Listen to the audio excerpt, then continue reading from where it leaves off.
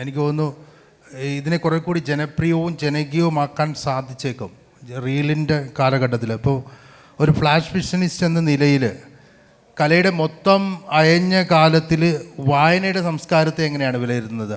എനിക്ക് ഒരു ആശങ്കയുമില്ല. കാരണം വായനയെ സംബന്ധിച്ചിടത്തോളം റീലുകൾ വരുന്നതിന് വളരെ മുമ്പ് തന്നെ മാതൃഭൂമി വാരാന്ത പതിപ്പിൽ ഞാനൊരു കഥ എഴുതിയിരുന്നു, ഒരു ചെറിയ കഥ, സദ്യ എന്ന പേരിൽ. വളരെ ചെറുതിൽ 12 വരി കഥയായിരുന്നു. അപ്പോഴെനിക്ക് മുണ്ടൂർ കൃഷ്ണൻകുട്ടി മാഷ്, മലയാളത്തിലെ ഏറ്റവും മികച്ച കഥകൾ എഴുതുന്ന മുണ്ടൂർ കൃഷ്ണൻകുട്ടി മാഷ് എനിക്ക് ഒരു കാർഡ് അയച്ചു. അന്ന് ഒരു വരി കാർഡാണ്.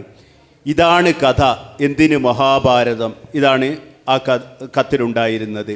പിന്നെ DC ബുക്സ് എൻ്റെ തിരഞ്ഞെടുത്ത കഥകൾ പുസ്തകമാക്കിയപ്പോൾ അവരെന്നോടൊരു മുഖവര എഴുതാൻ ആവശ്യപ്പെട്ടപ്പോൾ ഞാൻ പറഞ്ഞു, മുണ്ടൂർ കൃഷ്ണൻകുട്ടി മാഷ്, ഏറ്റവും മലയാളത്തിലെ മികച്ച കഥകൾ എഴുതിയ മുണ്ടൂർ കൃഷ്ണൻകുട്ടി മാഷ് എഴുതിയൊരു കത്തുണ്ട്, അത് അദ്ദേഹത്തിൻ്റെ കൈപ്പടയിൽ തന്നെ ഇതിൻ്റെ മുഖവരയായി കൊടുത്താൽ മതിയെന്ന്. അങ്ങനെ എൻ്റെ DC പ്രസിദ്ധീകരിച്ച തിരഞ്ഞെടുത്ത കഥകളുടെ മുഖവരയായി വന്നത് ആ കത്താണ്.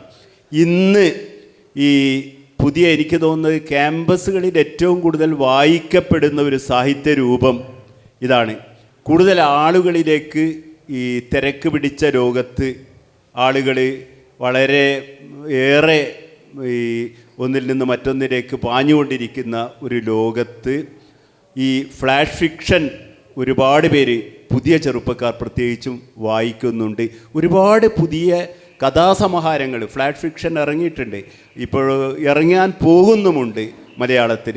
അപ്പോൾ അതിൻ്റെ ഒരു വായനക്കാരുള്ളത് കൊണ്ട് തന്നെയാണ് ആ സാഹിത്യ രൂപത്തിന് ഇത്രയേറെ പ്രാധാന്യം കിട്ടുന്നത്. മാത്രമല്ല, ഇന്ന് നിലവാരമുള്ള നമ്മുടെ ആഴ്ചപ്പതിപ്പുകളുടെ ഓണപ്പതിപ്പുകളിൽ പോലും ഫ്ലാഷ് ഫിക്ഷൻ, മിന്നൽ കഥകൾ ഒരു പ്രധാന ചേരുവയായി അവർ ചേർക്കുന്നുമുണ്ട്.